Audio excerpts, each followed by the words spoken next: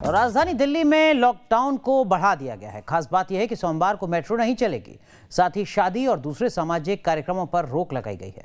आपको बता दें कि 19 अप्रैल से दिल्ली लॉक है और अब नई पाबंदियों के साथ इसे 17 मई तक बढ़ा दिया गया है। इसके साथ ही दिल्ली सरकार ने राज्य के लिए वैक्सीन की डोज बढ़ाने की मांग की है।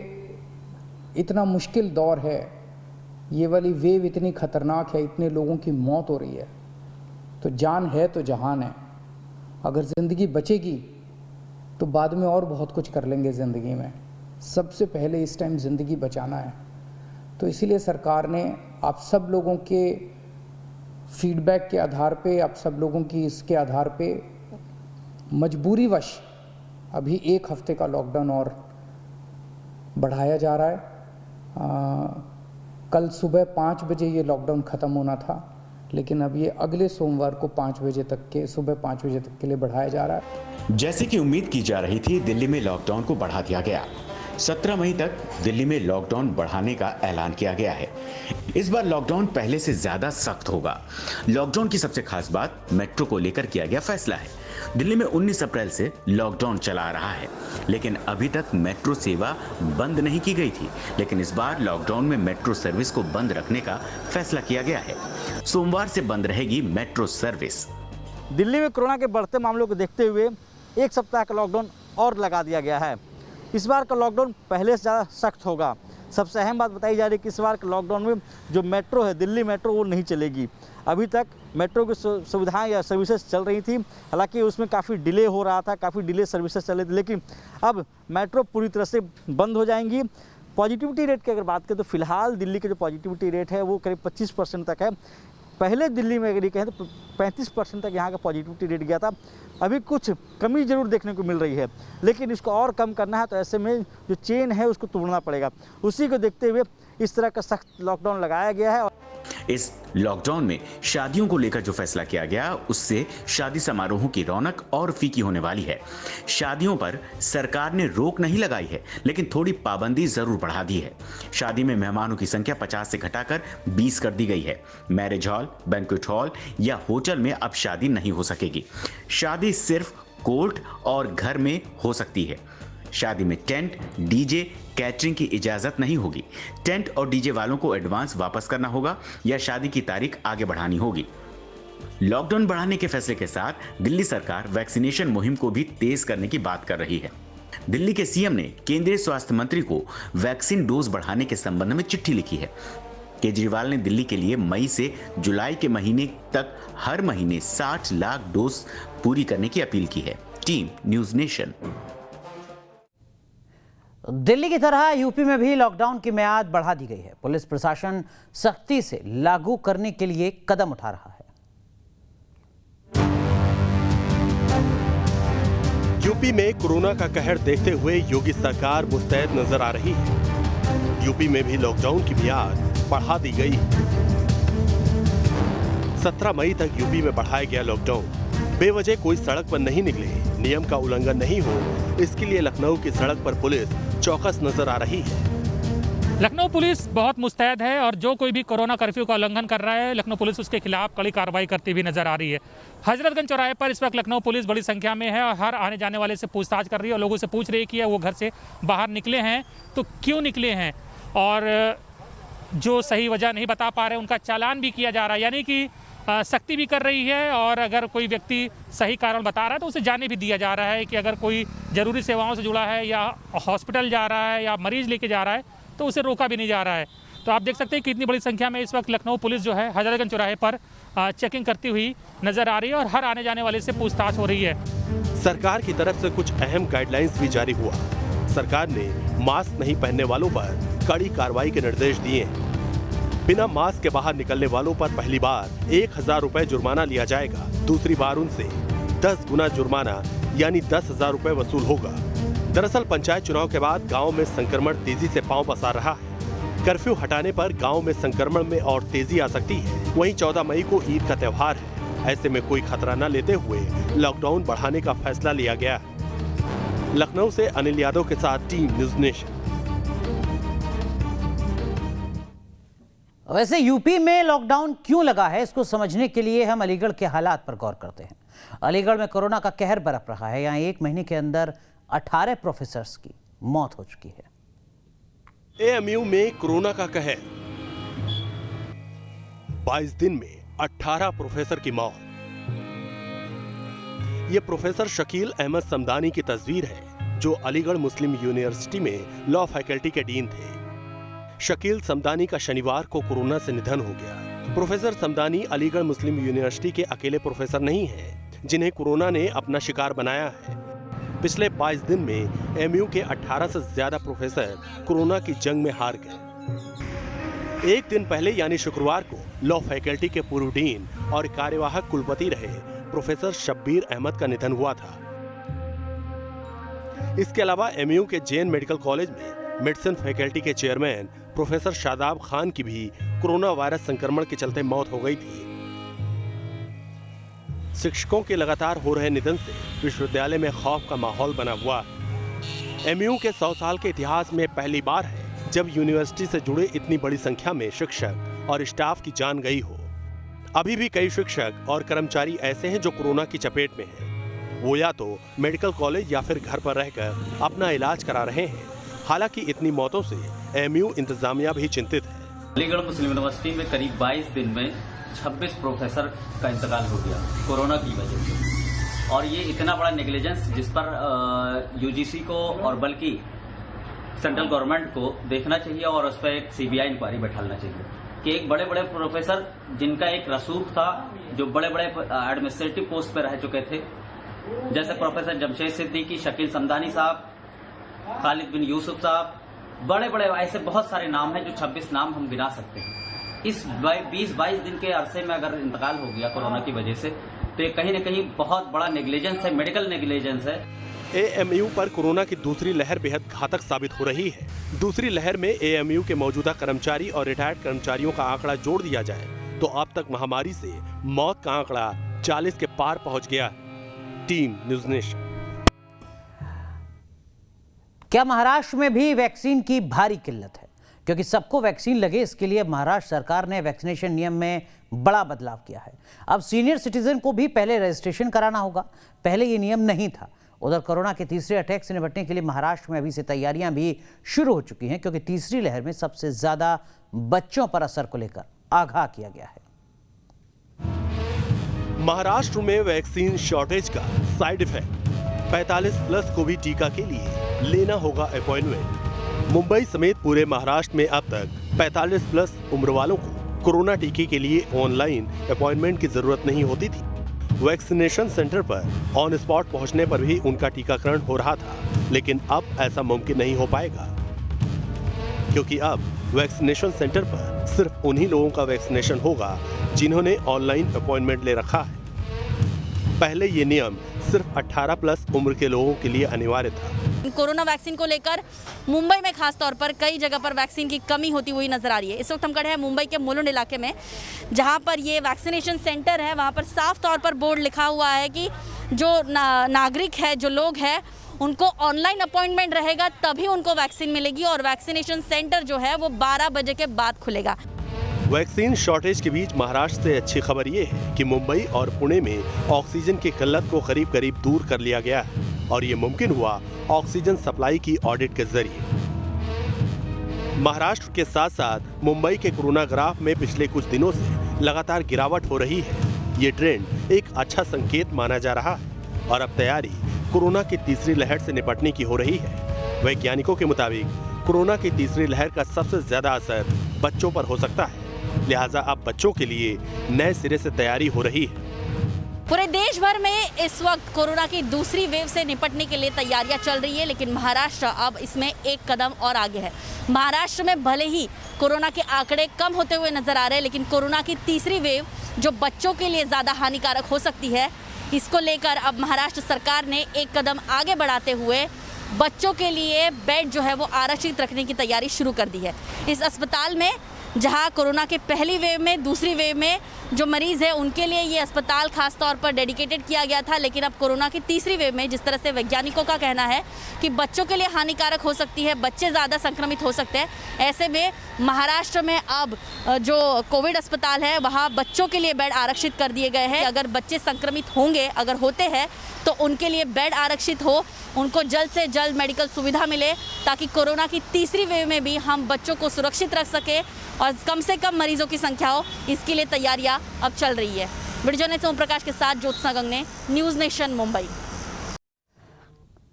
वैसे जो बातें जानकार बार बार दोहरा रहे थे, उस बात पर अब WHO ने भी मोहर लगा दी है। अब ये साफ हो चुका है कि कोरोना हवा से भी फैलता है।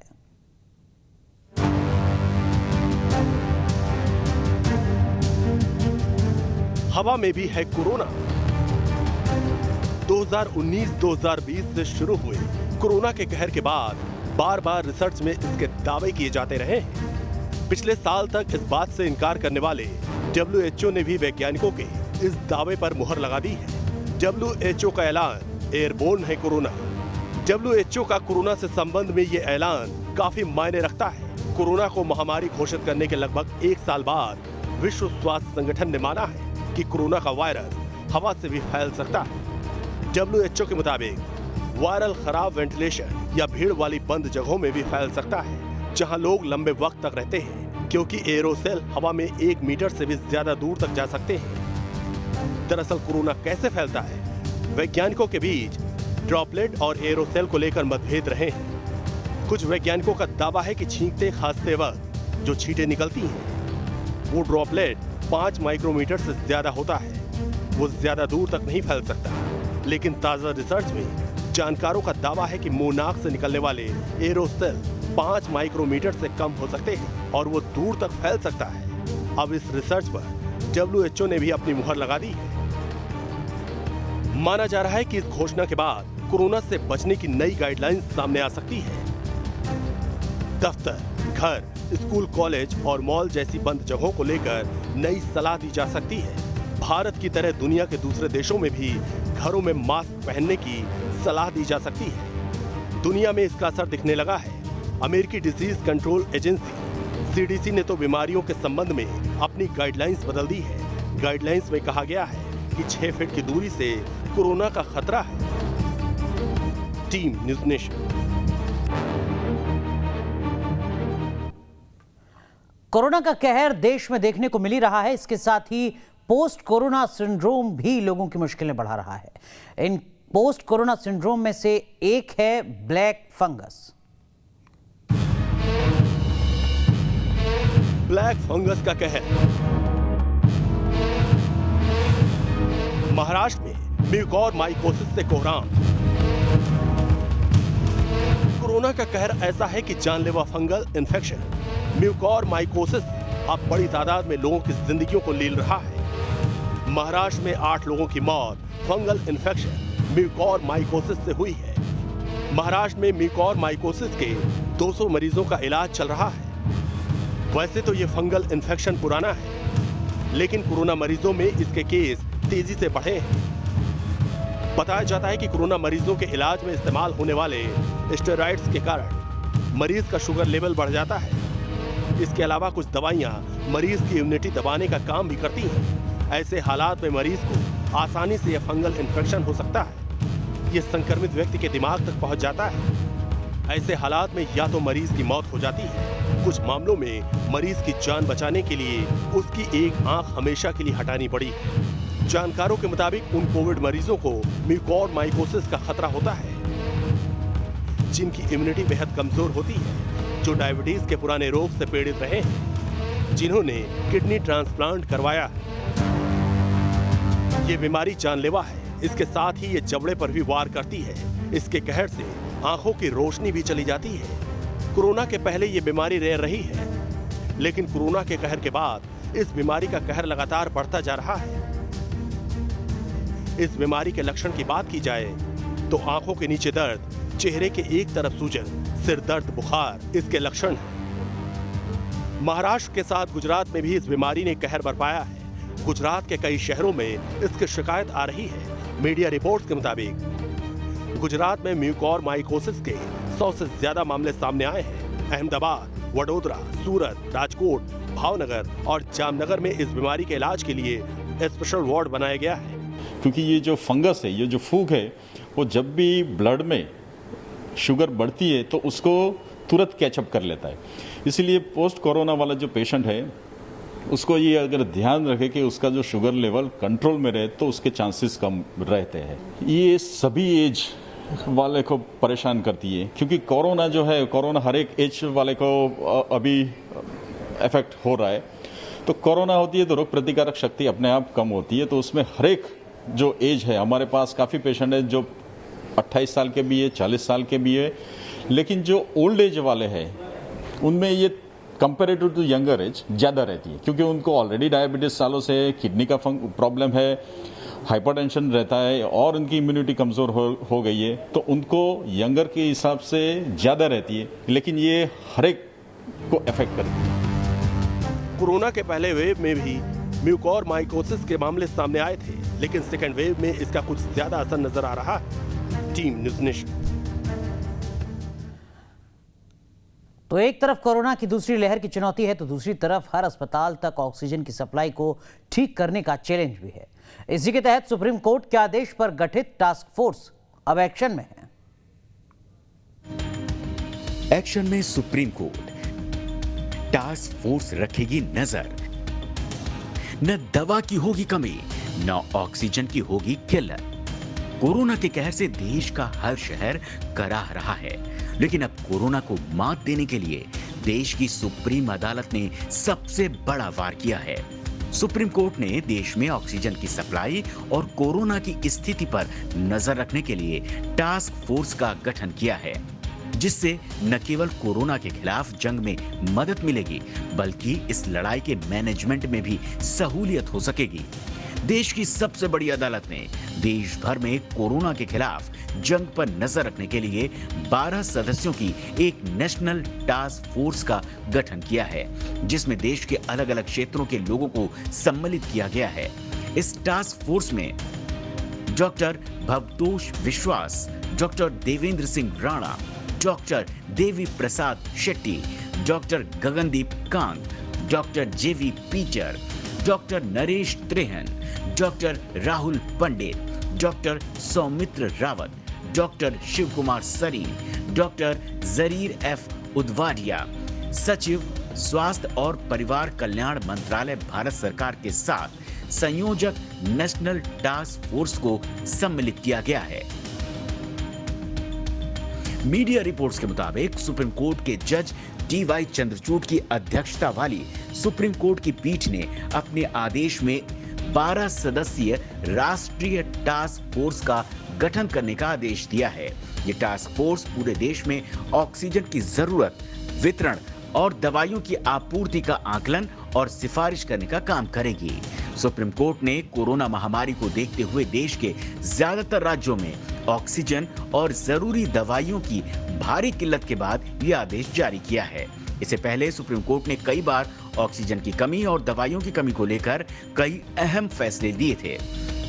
सुप्रीम कोर्ट ने दिल्ली में भी ऑक्सीजन की भारी मात्रा में कमी को लेकर आदेश जारी किया था। कोर्ट ने एक आदेश जारी करते हुए केंद्र सरकार को ऑक्सीजन उपलब्ध कराने के लिए कहा था, जिसके जवाब में केंद्र सरकार ने सुप्रीम कोर्ट में जवाब दिया कि भारत एक ऑक्सीजन अतिरेक वाला देश है। अभी 7,000 मीट्रिक टन रोजाना ऑक्सीजन की मांग हो रही है, जबकि देश में रोजाना लगभग 10,000 मीट्रिक टन ऑक्सीजन का उत्पादन हो रहा है। सुप्रीम कोर्ट ने कहा कि टास्क फोर्स 1 सप्ताह के भीतर ही काम करना शुरू करे। सरकार और सुप्रीम कोर्ट को अपनी रिपोर्ट सौंपे। नेशनल टास्क फोर्स का कार्यकाल शुरू में 6 महीने का होगा। केंद्र सरकार टास्क फोर्स को सभी जरूरती सहायताएं उपलब्ध करवाएगी। साथ ही राज्य और अस्पताल भी नेशनल टास्क फोर्स को सहयोग देंगे। Team news nation. कोरोना के संकट काल में देश के कई इलाकों से कालाबाजारी की खबरें भी रिपोर्ट हो रही हैं। इस संकट की घड़ी में कई जिंदगी के दलाल मौके का फायदा उठाने की कोशिश में हैं, जिन पर लगातार छापेमारी की जा रही है और उनको सलाखों के पीछे पहुंचाया जा रहा है। धिक्कार है, धिक्कार है। जब सांस पर ही संकट हो तो भला इंसानियत को शर्मसार कौन कर सकता है। ये वो कुछ आस्तीन के सांप हैं जो जिंदगी पर घात लगाए उसे डसने में लगे हैं। कहीं ऑक्सीमीटर की कालाबाजारी तो कहीं ऑक्सीजन सिलेंडर की डंपिंग तो कहीं जीवन रक्षक रेमडेसिवियर की ब्लैक मार्केटिंग तो कभी दूसरी जरूरी दवाइयों की मुनाफाखोरी।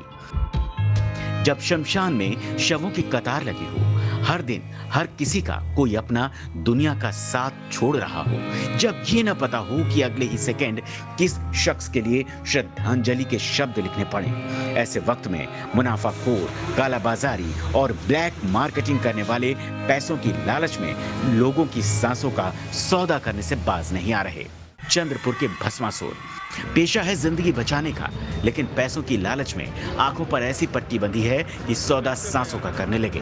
पुलिस की हिरासत में इन डॉक्टर और नर्स पर आरोप है रेमडेसिवियर की कालाबाजारी करने का। जिस इंजेक्शन की एक डोज से भी इंसान की जान बचाई जा सकती है, उसी इंजेक्शन की ये धरती के भगवान कालाबाजारी कर रहे थे। लेकिन अब जिंदगी की इसी दलाली की वजह से ये सलाखों के पीछे हैं। अहमदाबाद के भस्मासुर देश के पश्चिमी राज्य गुजरात के शहर अहमदाबाद में भी कोरोना के इस संकट काल में कालाबाजारी का काला धंधा जोरों पर है। अहमदाबाद क्राइम ब्रांच ने ऑक्सीजन सिलेंडर की कालाबाजारी कर रहे 3 लोगों को 39 ऑक्सीजन सिलेंडर के साथ पकड़ा। आरोप है ये सभी 10 लीटर ऑक्सीजन के लिए सिलेंडर का दाम 25,000 में बेच रहे थे। नोएडा के भस्मासुर केवल शहर का नाम भर बदलेगा, लेकिन कालाबाजारी की तस्वीरें वही रहेंगी। नोएडा में सेक्टर 58 की पुलिस कार्रवाई में नकली रेमडेसिवियर बेचने वाले गैंग का भंडाफोड़ हुआ है। चलिए यहाँ रुक रहे हैं कुछ देर के लिए, आप बने रहिए न्यूज नेशन के साथ।